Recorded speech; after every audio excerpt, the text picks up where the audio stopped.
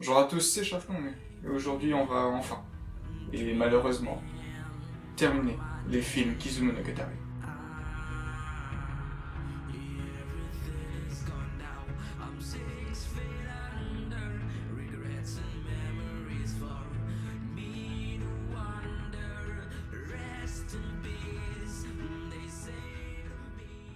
Par la grande déesse de la surprise, pour la troisième vidéo, on va parler du troisième film, qui est également le dernier film de la trilogie. Et comme pour faire chier son monde, ce dernier dure 1h20, alors que ses deux prédécesseurs seulement 1 heure. On en reparlera plus tard. Et pour ne pas changer, voici un petit résumé du numéro 2, Kizumonogatari 2, Neketsu Hen. Je te prends un V1 baseball. Tu ne le sais pas encore, mais tu es déjà mort. Slash God Mode 1. Et comme à l'accoutumée, je vais spoil sa mère, toi-même tu sais. Donc, Kizumonogatari commence sur des tableaux. Je me dégoûte un peu plus chaque jour. Donc, numéro 2, Kizumonogatari 3 reprend directement les suites des événements du 1 et du 2. Merci aux grandes déesses de la surprise. Et sur un dialogue ma foi très intéressant entre Carlos et un membre des Backstreet Boys. Cette conversation, je ne vais pas vous la laisser entière, mais juste en retirer les gros points. 1. Quixote n'est pas totalement complète, il lui manque son cœur.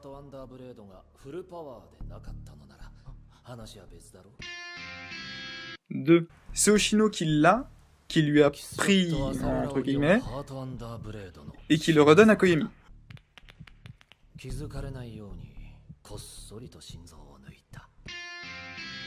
3. Oshino doit partir et laisse Koyomi régler ses problèmes tout seul.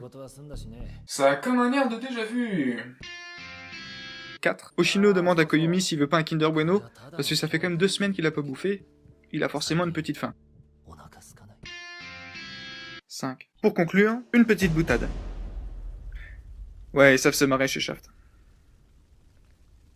Donc, après avoir bien ri, on voit Quixote à Serolarion Heart and Abei Teketsu Nishite Neketsu Nishite Reiketsu no Keketsuki version 500 ans. Découvrir ce qui semble être la joie de la masturbation.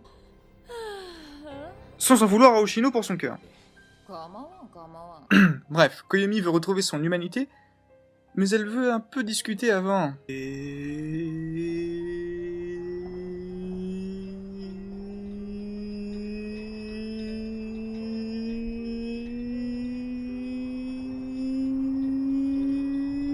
Action! Pardon, c'était trop tentant. Le problème avec cette conversation est de trouver un sujet. Donc le seul qui lui vient à l'esprit, c'est l'histoire de cet homme. Alors, là n'est pas le souci de me parler du premier kin, premier sujet de Quixote. Ce qui me pose problème, c'est que je connais Monogatari Series. Et donc, j'ai vu les saisons 4 et 7. Donc, comme vous le voyez depuis tout à l'heure, je connais ces fresques. Or, ces mêmes fresques retracent l'histoire de Quixote et de sa rencontre avec son premier kin. Plus autre chose qui n'a rien à voir avec le film. Alors certes, les films adaptent le tome 3, mais je pense qu'ils auraient pu éviter cette répétition, même si je comprends qu'elle est très importante. Par contre, ça me permet de rappeler une chose très intéressante et que j'apprécie tout particulièrement. Il existe 3 sabres Connus à ce jour. Peut-être qu'il y en a plus. Qui sait. dans Monogatari Series, et l'un d'entre eux est un grand sabre que voici.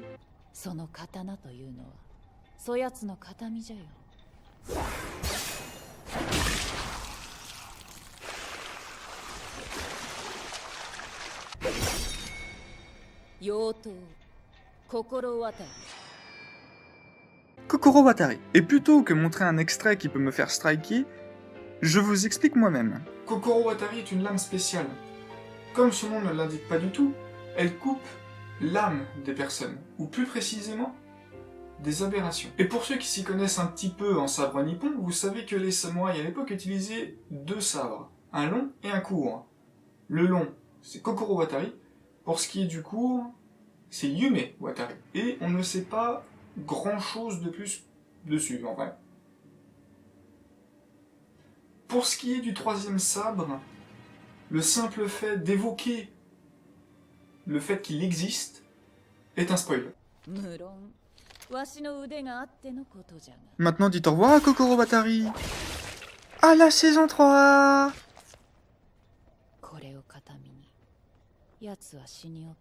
Alors, j'ai rêvé pendant des années de voir ça, mais malheureusement il faut avancer.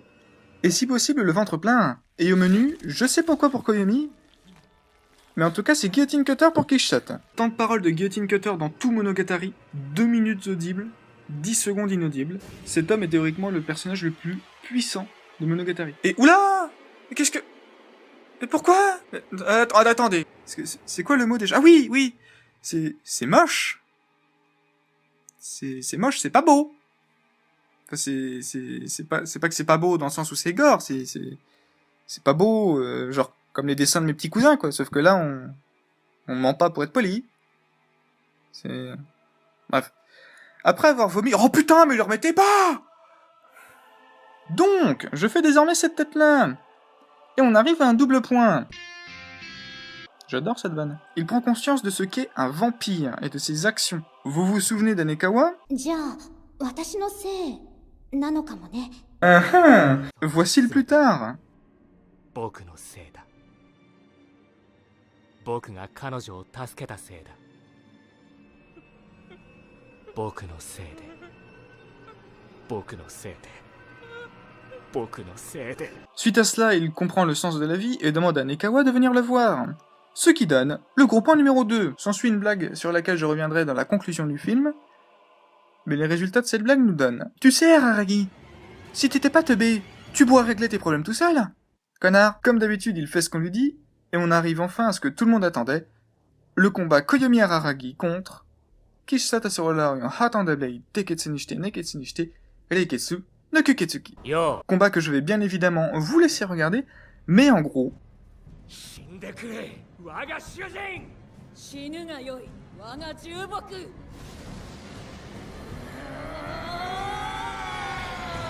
Boom headshot! Boom headshot! Boom headshot! Boom headshot! Boom headshot! Boom headshot! Donc les gentils gagnent, après de très bonnes vannes, et on se rend compte que, déjà, Midoriya est encore très loin du niveau de Kishshot, mais surtout ce que Kishshot voulait c'était de mourir pour refaire devenir humain Koyomi. Comme ça elle serait également tranquille. Ah oui, et pendant le combat on apprend que c'était une humaine à la base, mais qu'elle a oublié. わしも実は元人間なんじゃよ。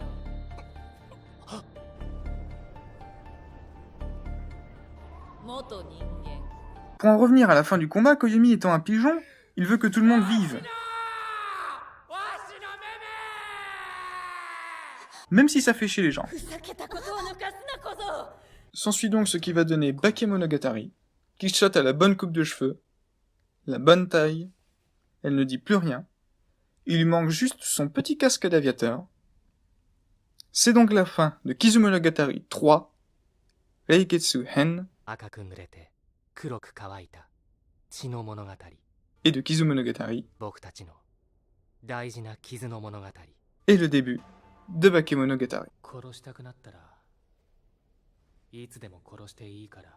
Et pour terminer, quoi de mieux qu'une bonne petite chanson pour le générique, chantée par deux enfants, bien évidemment, en français dans le texte. Bon, petite chanson qui dure 6 minutes quand même. Hein. Ah, et si mes cousins regardent la vidéo, vos dessins sont magnifiques. Donc, maintenant que la trilogie est bel et bien terminée, je vais enfin pouvoir conclure sur Kizumonogatari, sa globalité. Déjà, je vous rappelle que ça fait plus ou moins 6-7 ans, parce que autant le Blu-ray du film est sorti le 15 juillet, je crois, 2017 en France, autant le film est sorti au cinéma le 1er janvier 2017. Donc ça fait un bout de temps. Donc ça fait 6-7 ans, si on regarde par le cinéma, qu'on attendait ce film. Enfin, ces films, du coup. Et du coup, en 6-7 ans, ils ont fait des saisons. Et plus les saisons avançaient, plus on savait... Bah, déjà, plus ou moins ce qui allait se passer dans la série, dans le film. À cause de ce qu'ils disaient dans la série. Avant même l'annonce de la trilogie, en fait. Les seules choses qu'on apprend vraiment dans Kizumonogatari, c'est la rencontre Anekawa-Koyomi, la rencontre Oshino-Koyomi, la rencontre Kishshot-Koyomi, la certitude que Guillotine Cutter est mort, le vrai passif, la description exacte du passif entre Anekawa et Episode-san, et le fait que Kishshot était une humaine à la base. Oui, ma voix va très bien, qu'est-ce que... Et c'est dommage, en 3h20 de film. Après, je sais que Monogatari Series peut se voir de 3 façons différentes. Soit dans ce que j'ai fait, et ce que je pense la majorité a fait, dans l'ordre de sortie des animes.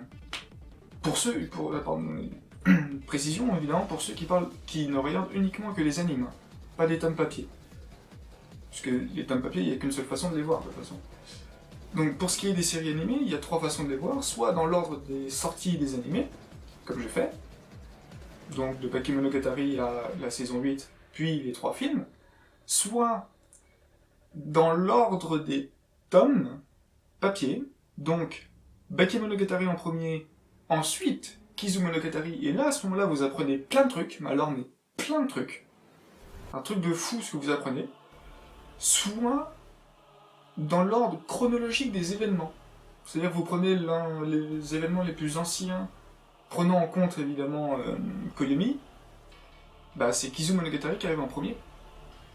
Et là, bah, c'est pas que vous apprenez quelque chose, c'est que c'est un épisode 1, en fait. Mais du coup, pour les gens comme moi, c'est un petit peu dommage. Bon, ça reste Monogatari, Shaft, nouvelle animation... Oui. Ensuite, pour ce qui est des films et ce qu'on attendait d'eux, bah, c'est parfait. Tout ce qui a été teasé a été fait, toutes nos questions, absolument toutes, ont obtenu une réponse, on a même eu des réplicas, on va dire. Et même, il y a même certains trucs en plus qu'on n'avait pas demandé qui nous ont quand même montré. C'est génial. C'est parfait. Enfin, presque parfait. À un détail près. Un détail que j'ai déjà évoqué 2 fois avant. Il parle de cul et de rien pour arriver à... わかった。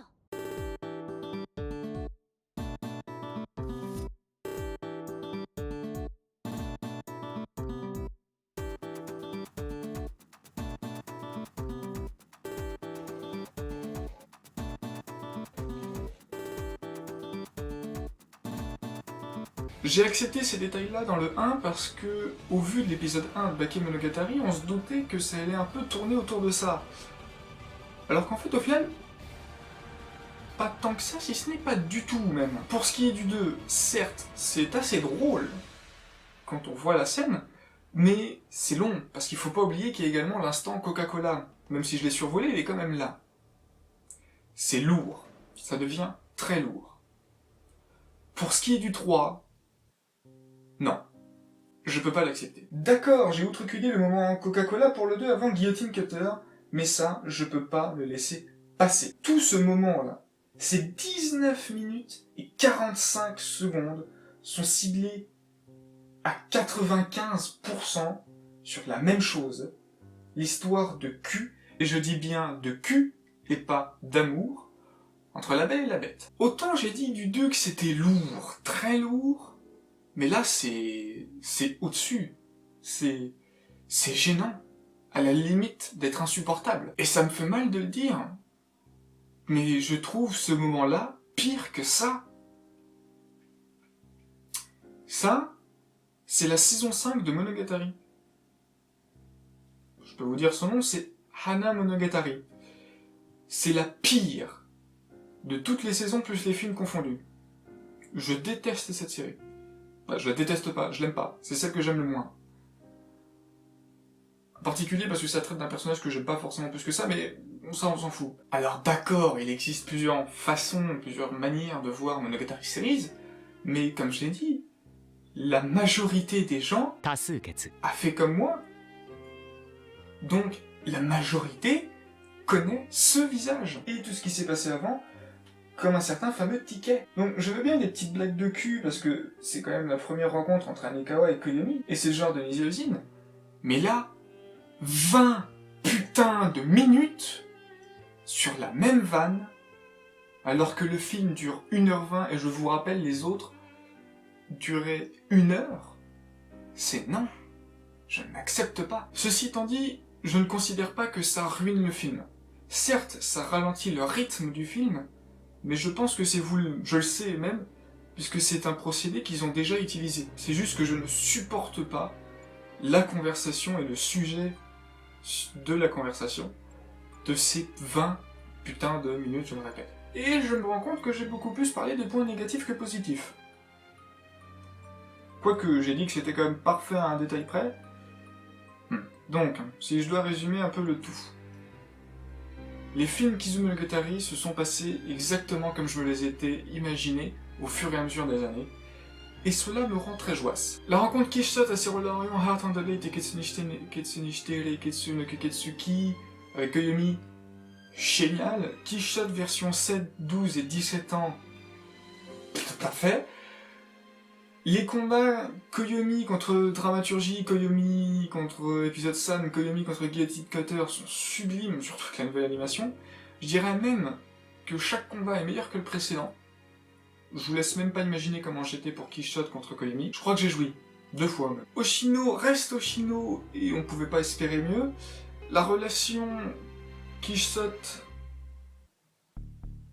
post-combat et pré-Bakemonogatari avec Koyomi explique tellement le pourquoi du comment elle est comme ça dans Bakemonogatari, je trouve ça génial. D'ailleurs, en parlant d'elle, on l'a vue sous toutes ses formes, maintenant. Je crois pas qu'il y en ait d'autres. Et surtout, avec la nouvelle animation.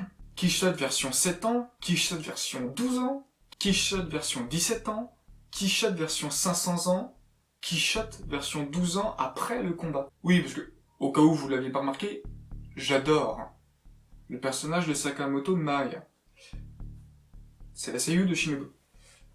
Je l'adore au point que c'est devenu mon personnage préféré, tout manga et light novel et anime que tu peux trouver dans le monde. En tout cas, je n'avais aucune hésitation avant l'arrivée de Sankatsu no Lion, qui a créé, pour moi, ce qui est l'un des meilleurs personnages, un tout petit peu au-dessus de Kishot. Pour une raison, je pense que c'est parce qu'elle est humaine, contrairement à Kishot qui est un vampire.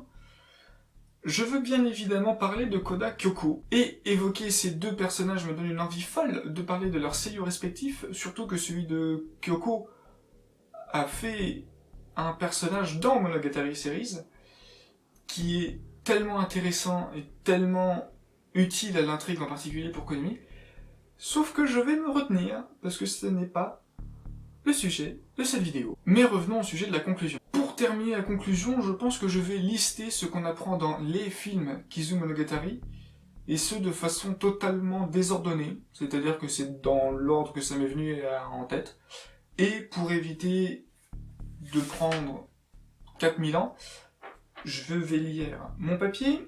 On connaît donc les pouvoirs de Kishot Aserolarion Hatang Bate Ketsuki lorsqu'elle est complète. On sait qu'elle peut faire des Kamehameha de feu. On sait que elle peut utiliser comme elle veut la pression de l'air, enfin elle peut modifier la pression de l'air et envoyer des coups comme Midoriya, que ce soit avec ses mains comme avec ses paroles. C'est très bizarre, mais ok. On sait également qu'elle n'aime pas plus que ça Anekawa, puisque c'est en particulier de sa faute à elle si Koyomi ne tue pas Kishot, enfin ne la tue pas à elle du coup. On sait que c'est une humaine à la base, donc probablement originaire de l'époque Sengoku, dans la période du Muromachi, et c'est donc pas un sang si pur qu'on nous l'avait dit. Par contre, elle semble venir d'une famille noble, possiblement une famille des Ashikaka. On apprend aussi que Guillotine Cutter est bel et bien mort, je pense que là il va plus se relever, que Koyomi racontera jamais l'histoire de Kizu, qu'il existera peut-être un tome intitulé Chimonogatari, à moins que ce soit le nom que voulait donner Nise-Ozin, le premier nom que voulait donner Nise-Ozin au tome qui s'appelle Kizumonogatari, avant qu'il trouve le nom Kizumonogatari. Je sais pas. De plus, l'objectif de Koyomi n'est pas de redevenir humain, parce que cela voudrait dire que soit il a tué Shinobu, soit il laisse Shinobu bouffer des humains. Donc c'est pas très bien. On apprend aussi que Meme devait se battre contre Koyomi, mais que Oshino n'a pas voulu. Pourquoi? Parce qu'il est tombé amoureux, je sais pas. On a aucune raison pourquoi il n'a pas voulu le combattre. On connaît le premier moment où Oshino est parti en laissant Koyomi tout seul. On comprend que Anekawa est amoureuse de Koyomi depuis Kizumonogatari 1. Alors peut-être que ça pour vous c'était un spoil, qu'elle n'était pas amoureuse. Mais désolé, mais elle est amoureuse de lui, puisque de toute façon je vous l'ai montré précédemment dans la vidéo. Mais du coup, pourquoi est-ce qu'elle l'aime? Bah parce qu'ils sont pareils. Mais ça, on y reviendra plus tard, parce que là, par contre, ça sera un gros spoil. Enfin, un gros spoil, on le voit dans la saison 3, mais bref, on verra ça plus tard. On sait aussi que Koyomi connaît son défaut depuis le film 1. ルネはわしだから助けたのではない。弱っていれば誰でも助けたのじゃ。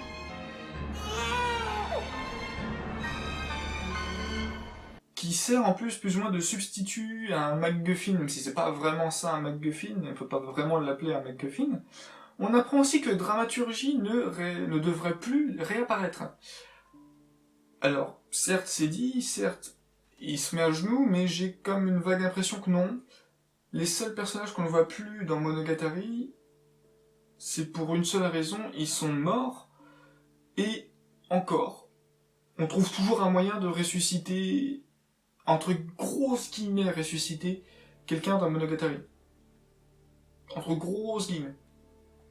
C'est pas ressusciter, mais voilà. Et c'est en gros tout ce que ceux qui ont vu les 8 saisons ont appris et avec lesquels ils vont pouvoir établir des théories plus farfelues les unes que les autres. Donc, que ce soit bien clair, ce récapitulatif que je viens de faire, c'est pas du spoil, puisque c'est ce qu'on apprend, ce qu'on ne savait pas avant les films et après les 8 saisons. Donc c'est quelque chose que tout le monde a appris. Les choses dites dans le film qu'on savait déjà dans les saisons, je les ai pas citées. Pour clore le tout, Kizumonogatari, c'est putain de bon. 3 heures géniales. Matez-le, c'est un ordre. En plus, j'ai dit à chaque début de vidéo que je spoilerai. Mais techniquement, Kizumonogatari, c'est l'équivalent d'un épisode 1, donc c'est pas vraiment du spoil. Quoi, comment? Oui, bon, ça paraît c'est du spoil un peu, mais non, faut relativiser. Kizumonogatari est terminé. Je vais donc enfin pouvoir reprendre la saison normale, donc la saison 2, sur Nisei Monogatari, ou peut-être reprendre la vidéo sur Silent Voice, qui sait. Peut-être qu'un jour, mon envie reviendra.